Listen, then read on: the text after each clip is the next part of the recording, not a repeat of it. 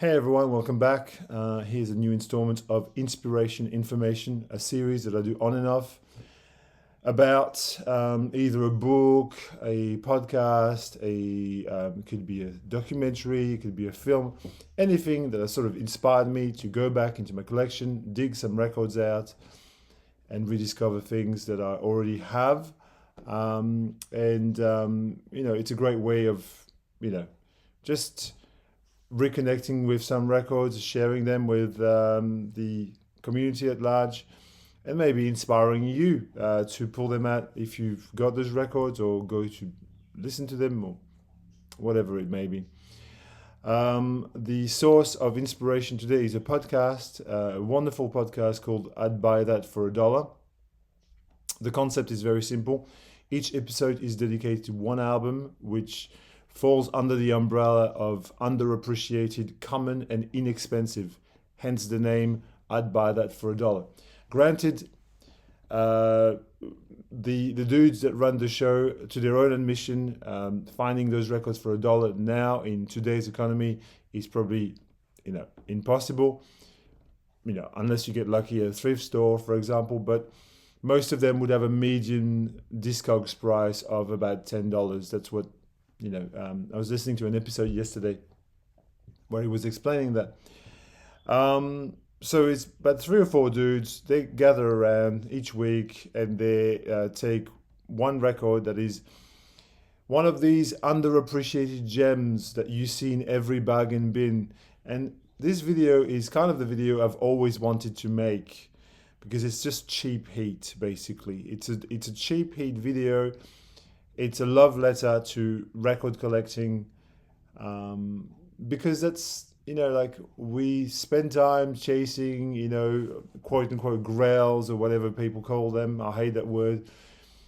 And in the end, often the records that give you the most thrill are the cheap records that you find in every records. I mean, it's funny because we're very dismissive of certain records because, they're common. So, familiarity breeds contempt, doesn't it? But anyway, what I'm going to do is in the first half of this episode, I'm going to show you some of the records that are featured on the episodes that the podcast has up online, and then I'm going to supplement this with some other cheap heat records that I think you should check out. The great thing is I've actually listened to a whole lot of these again to prepare this, so it's a win-win. So these first few records are from the podcast. There's a wonderful episode on Herbie Mann's Memphis Underground. This is a very common record. It can be had for nothing. The great thing about this is it features the great pairing of Larry Coryell and Sonny Sharrock on guitar. Yes, a Herbie Mann record with Sonny Sharrock. This is a killer record, really funky, soulful, funky flute record. But as I said, has Roy Ayers on vibes, Larry Coryell and Sonny Sharrock, and a whole lot of other people forming the cast of this thing. So the episode of that is pretty fun. Yesterday I played this, which I hadn't. That's also an episode of the podcast, the Paul Winter consort Icarus. Now, all the practically all the Oregon records are cheap as well, cheap heat. This is a record that you could probably find in your local record store in the bin for a few dollars, and you probably passed it. This is a wonderful ethno jazz record with Paul Winter on sax and vocals. You've got David Darling, a great cellist who recorded many a masterpiece on ECM on cello here. Paul McCandless on oboe, Rav Towner, another great of ECM on guitar, Colin Walcott, yet another great of ECM. So this record, if you see it in the bin at your local record store, this is cheap heat and it's wonderful. It's a world jazz, fusion type of record, in a different style. Earth, Wind and Fire. I've got quite a few Earth, Wind and Fire records. This is a real smoker of a funky, it's very pop. I'm saying pop because the songs are very instantly memorable. You've got the great, what's the name of that song that everybody knows on this?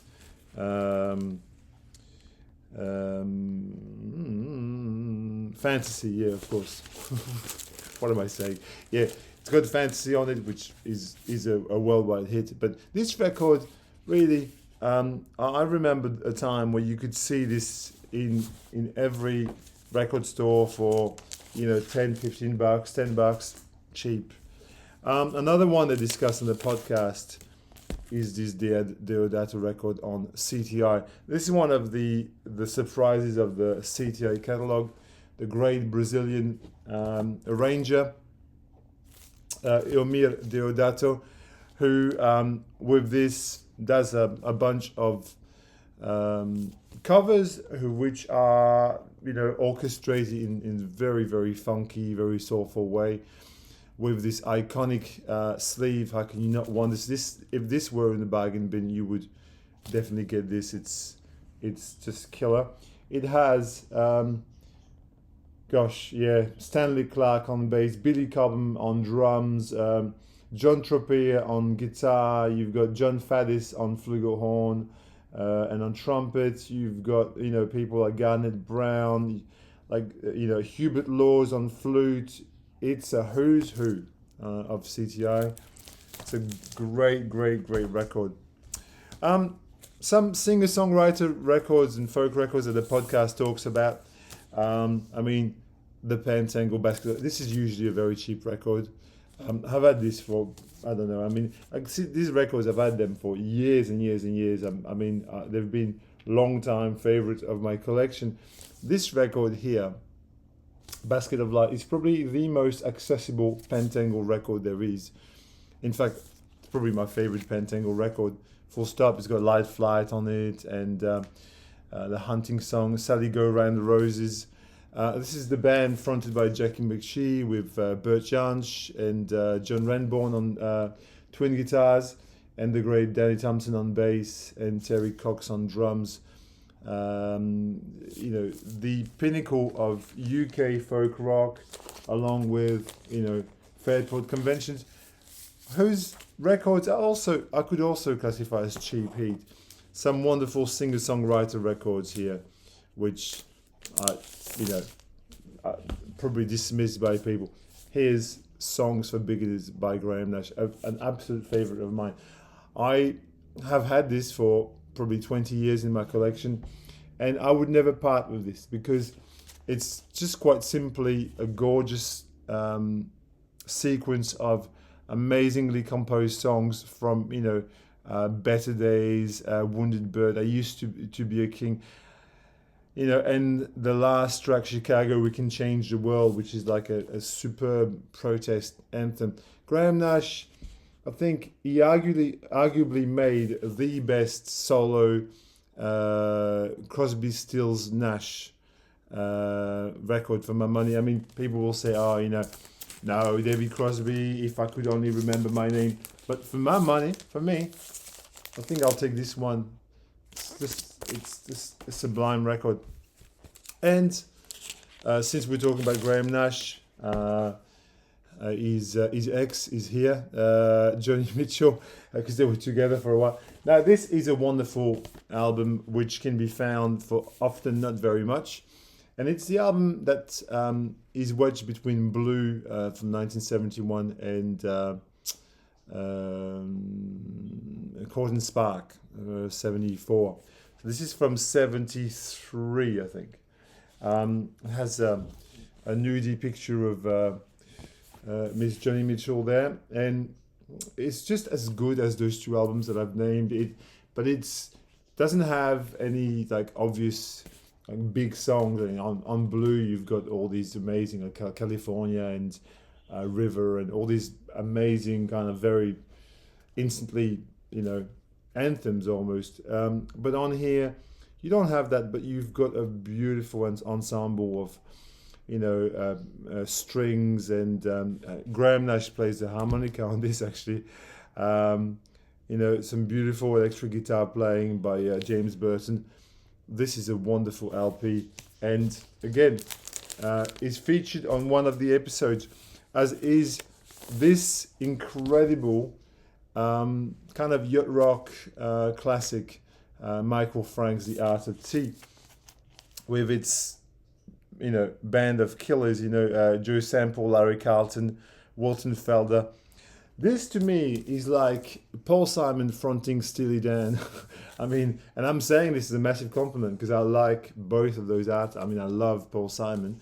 But his voice is very reminiscent of Paul Simon. I don't know what you think of it, but I feel it has a very distinct kind of like sweet quality to it. Its timbre reminds me a lot of Paul Simon. All the songs are basically hits. Night Moves, St. Elmo's Fire, Jive. Monkey See, Monkey Do. I love this record. This record is beautiful. Ditto for this record that nobody, I don't know last time I pulled this out in the VC. It's one of his records that is on my shelf, but I've probably just forgotten. Bought years and years and years ago, probably about 20 years ago, The Roaches. Initially, I bought this because, this 3-part harmony, I found that concept interesting, and also this is produced by Robert Fripp of King Crimson. The interesting thing about this is the Roaches were 3 sisters, Terry, Suzy, and what's her name? Terry Roach, Suzy Roach, and and Maggie Roach. I love this. Produced in audio verite by Robert Fripp, and the reason it's produced in audio verite is because mostly they sat around in a semicircle and played their songs live to a microphone. The first track on this, We, is a bit of a silly song, but then when you go past this is an absolute. It's an incredible record from start to finish, of folk pop, vocal harmonies, which are just to die for. And nobody talks about the Roaches. So I thought it's a great way of, here's an album that is discussed on the podcast, which is wonderful. Loudon Wainwright, the third album too. Again, that's a very, very a long time favorite of mine. I don't know. I probably bought this about 20 years ago. And in the podcast, they make a very interesting parallel between this and Daniel Johnston, which now, in hindsight, when I play this, I can see. They talk about the song Samson and the Warden, which is the only piano song on this, as being the blueprint for a lot of Daniel Johnston's piano songs, and they reckon that he was definitely inspired by his voice and his style of play, which is possible. But it's got Motel Blues, it's got Be Careful There's a Baby in Her. This album is humor and folk music paired together to perfection. Loudon Wainwright, Canadian singer-songwriter, although born in America, and father of obviously Rufus and Martha Wainwright, and husband of Kate McGarrigle, whose album I could also feature here. Fantastic, absolutely amazing record. Loudon Wainwright the third. A couple more that are featured on the podcast. Obviously, the great. This you can find this everywhere for nothing. The amazing Broken English by Marianne Faithfull, a sort of bridge between pop and post-punk. Kind of slick in parts, but really, really successfully pieced together. This amazing with its striking. These are the glasses that John Lennon wore when he got shot, basically. Season of Glass, Yoko Ono, is also featured on the podcast, and for good reason. It's a wonderful album, and if you dismiss Yoko Ono, you can find this record for a few dollars in the bin. Buy it. It's really, really good. It's got this, again, bridge between slightly avant-garde leanings and, pop music, basically. Season of Glass. And the last album from the podcast that I will showcase here is a band that you can find dime a dozen in the bins. Kid Creole and the Coconuts. You can find it for $5 a piece. They're everywhere. This record, Tropical Gangsters, is probably the best example of that music, that hybrid of Prince and No Wave that August Darnell put together. I mean, if you think this is the most uncool video I'll ever do, but I'll continue if you humor me. I wanted to talk about other records of that style that you can find for nothing, and that are worth your time. Steve Winwood. I've spoken about these records recently in my videos. Arc of a Diver, and also the wonderful debut album. Those two records can be found in the bins. Probably looks better like this. In the bins for $5-10 a piece. Both of these are amazing. This is a very, sophisti-pop, kind of slick at times. It reminds me a little bit of Zaza or Talk, but with that soulful vocals of Steve Winwood. His debut album, very much a blue-eyed soul classic, very much in the vein of Traffic. Both beautiful albums, both very, very widely available. If you so much are giving the time. Likewise for let's talk about Traffic, the Jim Capaldi How We Danced, another buried gem, Cheap Heat classic. Again, beautiful sort of blue-eyed soul on the sort of AOR yacht rock tip at times, but in a good way.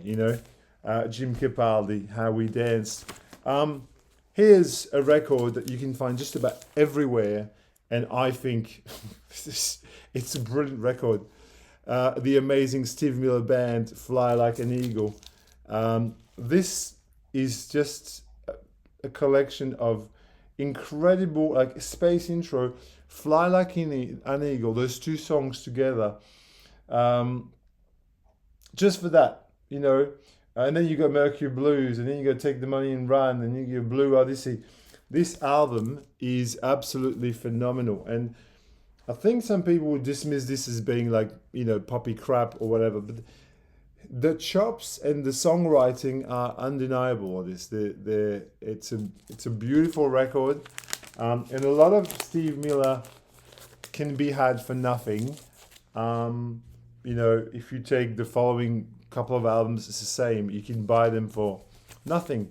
Another artist that you see everywhere for nothing. Here's an album that you can find everywhere for nothing. Okay, Stevie Wonder, Journey Through the Secret Life of the Plant. It's granted it's a bit of a folly, like Stevie Wonder just went for it on this album. It's a soundtrack with half of it is basically very experimental kind of vignettes, where he just plays just about everything on it. Like if you listen to the first couple of tracks, three tracks, Earth Creation, the first Garden, Voyage to India, which has got sitar on it, it's really experimental in places, but then it goes back into his normal kind of soul funk territory, and in the end, the product you get is a really diverse and kind of eclectic mix of incredible musicianship, and you can get this for $10 everywhere, just about everywhere. Same for Same for this album. Very cheap, very cheaply got. We never talk about fulfilling this first finale, which is to me one of Stevie's great achievements. But I think you know. Here are some albums you can find for nothing in the bin. Since I was talking about like funk and soul, and here is an album, Cheap Heat 101, Robert Palmer, Sneaking Sally Through the Alley. Number one, look at that cover. It's amazing. Number two, this guy, a real soul singer, and this is by far his best album. Like if you've been turned off by Robert Palmer, just get this album alone.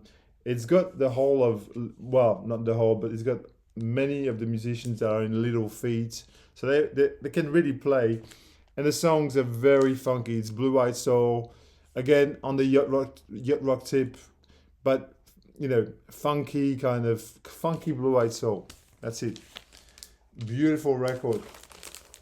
I'm not saying very much about those, but since I'm talking about this kind of funky, bluesy, swampy, these records, my God, they're everywhere. J.J. Cale.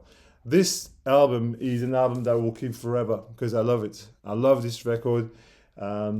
Every song is practically a hit for me. I've listened to, again, this is something that I've had for 20 years in my collection, easily, maybe more. Call Me the Breeze, Call the Doctor, Crazy Mama, After Midnight, the blueprint for a lot of music that followed, and you can find all of their J.J. Cale albums for nothing.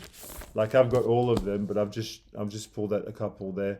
Troubadour, which is exceptional as well, but then the first 5-6 albums by J.J. Cale, all worth getting. Some folk and American primitive records you can get for nothing. Here is an album. It's $10 anywhere, any day of the week. Leo Kutka, 6 and 12 string guitar, is an album that also came in a yellow cover, yellow sleeve. But it's the same record. This is one of the key records of the American primitive movement on Tacoma, which is John Fay's label, with its iconic armadillo on the front cover. It is Leo Kutka playing solo acoustic guitar, and going into raga mode, basically, from 1970. This copy is from 1977, but it's an Aussie press, so I think it's probably later than what it was. Likewise, here's the most disgusting cover. It's a Leo Kutka record. It is amazing. I got this quite recently for $10 or $12 in a local shop, and there were multiple copies. This record is amazing. It's really, really good. So I would only recommend that you take a listen. It's in the same vein as the one that I've showed. This is from 1974. So I think the 6 and 12 string was probably from 1971. Here's an artist that nobody talks about. Here is a killer record. Bruce Cockburn, In the Falling Dark. See, these are the records that I very rarely show because, my channel has been built on, this kind of eclectic mix of things that are a bit, out of, of the beaten track. But I also love things that are, this in a way is kind of off the beaten track because no one would go and buy Bruce Cockburn records. It's too uncool. This record is magical. It's really beautiful folk records. All the songs are pretty much strong, and you can find it everywhere. I've recommended this record to I don't know how many people. Likewise with this one, In the Dragon's Jaw, or Dancing in the Dragon's Jaw, which is a later effort. But really much in the vein of, and it's got this sort of American primitive tinge to it as well. You can see he's very influenced by Fahey in his playing. What else? What time have we got? 24 minutes. Okay, I've got still a bit of time. Here is an artist whose records are cheap and everywhere. Santana. Caravanserai, one of the best examples of jazz fusion, Latin jazz fusion ever recorded by anyone. If you see this record, buy it, blind buy it. It's incredible, incredible. 1974, I think, or 3 or 4 or thereabouts. Caravanserai, an absolute tour de force. The first Santana record, really, really, really amazing record. Just to say that that's the first thing he put out, and this is you can get for, again, this is a $5 record any day of the week. I don't know why people don't hype this up a bit more, but maybe they're too busy trying to find Beatles records or Rolling Stones record. A few art pop records here that I've got. All of these are kind of like fall squarely into the last one I'll show in the kind of that psychedelic mood. Here's an album that I've got 2 copies of. It's one of my favorite things in the world. Child is the Father to the Man, Blood, Sweat and Tears. This copy here is a Japanese press that I found about 3 months ago in a local store for $5 in the bin. I already had one. I had an Aussie press, 20 years in my collection. And I found this beautiful Japanese press, and I thought, it's too cheap. I've got 2 of them now. It's a masterpiece. It's a masterpiece.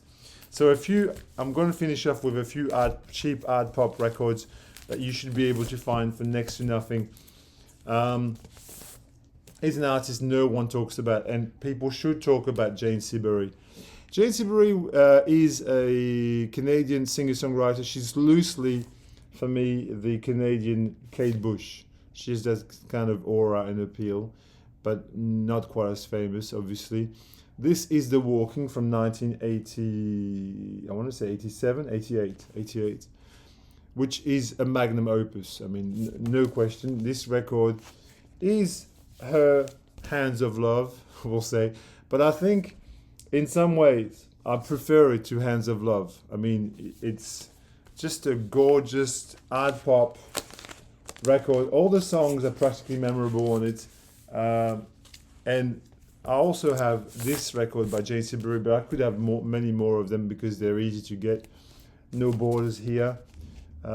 With obviously some great songs, maybe On the Beach, in You Don't Need, which is wonderful. This is the record she released prior to, this is from 1984, so it's one of the records that she released prior to The Walking. The Speckless Sky is very good as well. Here is a band, this is Art Pop 101, Will Powers, Dancing for Mental Health, a cheap heat classic. Lynn Goldsmith, who's a photographer, decided to record these very avant-garde, new wavy art pop songs, Adventures in Success, Dancing for Mental Health, all this mixed and produced by Todd Rundgren, which explains a little bit. Todd Rundgren is another bargain bin winner as well. But if you have the chance of listening to Adventures in Success or Dancing for Mental Health or Kissing with Confidence, you'll know what I'm talking about. The songs are quite humorous, and she sings through a vocoder, which makes it really kind of, in a way, space age as well. Will Powers, Dancing for Mental Health, a classic of that time period for me, at least. Here's a lovely art pop, no wave, funky record. Was the debut by Was Not Was with I'd Come the Freaks, obviously. A classic of the New York no wave scene, and he was to become the president of Blue Note, but at the time he was just done Was, and he was a great musician in a fabulous band. And the last record I'm going to show you, this like underrated, common, and inexpensive, is The Point by Nilsson, and I've made just about 30 minutes, which is fabulous. This is a lovely, lovely record by Nilsson. Not one that you see talked about very often, but a very lovely pop album with, again, instantly, you know, enjoyable harmonies, melodies on this. Yeah, from 1970, I don't know, 74, 75. Yeah. So that was my cheap heat video, and maybe I destroyed my reputation with that video, but I don't, I don't really care. I think it's good to show things. We're so caught in finding really expensive records. I mean, some people are. It's easy to forget that the joy of collecting is also finding cheap records that are good. On these words, I will stop here. Love you all. You're the best.